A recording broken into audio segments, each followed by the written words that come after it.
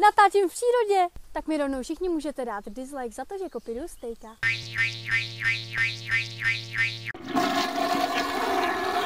Čaute lidi, já jsem Vaniš a vítám vás u nového dílu Stupidních zákonů. U minulého videa se mi objevily různé komentáře typu, že ti mám pokračovat, pak jsem dala příspěvek na Facebook a tam mi lidi psali, že chcete nový díl, takže máte ho tady. V Austrálii může člověk v podnapilém stavu souložit s klokanem. V Texasu mohou mít kuřata legální sex s člověkem, člověk s kuřetem však nikoli. V minulém díle jste ve vaně nemohli přechovávat osla, ale v Arkansasu tam nesmíte přechovávat ani aligátora. To ve vaně snad nemůžu mít ani kapra. Na Aljašce je zakázáno sníst dítě svého souseda. Ve Vermontu je zakázáno nabarvit koně. A já jsem vždycky tak chtěla růžovýho. V São Paulu si nesmíte sníst meloun. Můžete si ho koupit, můžete si ho naporcovat, můžete si s ním dělat cokoliv, ale nesmíte ho sníst.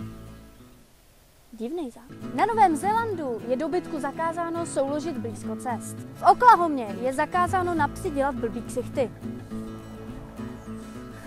Ve Wisconsinu smíte uzavřít sňatek se svým domem. V Texasu nesmíte prodávat svoje oči. Teďka počkám, až přejede to auto. Že jsme blízko silnice. Tady furt někdo jezdí do háje. Pokud budete městem Boise projíždět na žirafě, nesmíte u toho rybařit. Jedete na žirafě, ještě s tím prutem, rybaříte. Já teď chytím. V Minnesotě musíte do daňového formuláře uvést datum své smrti.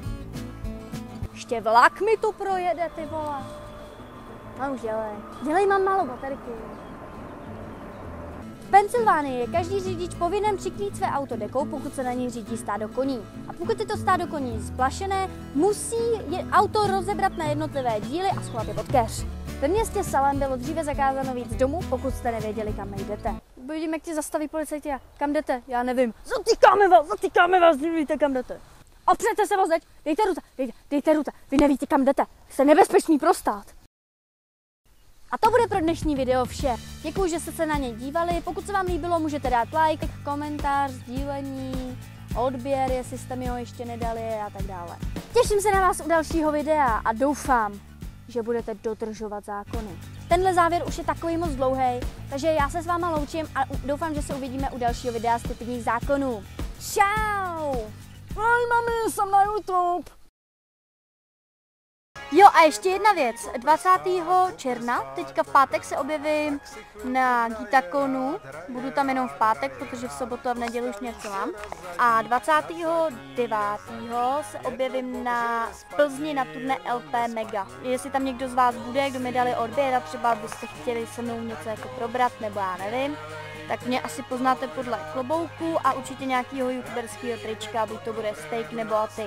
Asi ode mě budete čekat ještě jedno video, což bude teda video z Gitakonu, který asi vydám ještě dřív, ale pak ještě video teda z turné LP Mega a ještě z jedné mojí oslavy takovou jako společně s mojí celou třídou vlastně bývalou 9. Jsem ještě chodila na základ. To by bylo asi všechno, co bych vám řekla, takže teďka už se opravdu loučím a mějte se, čau!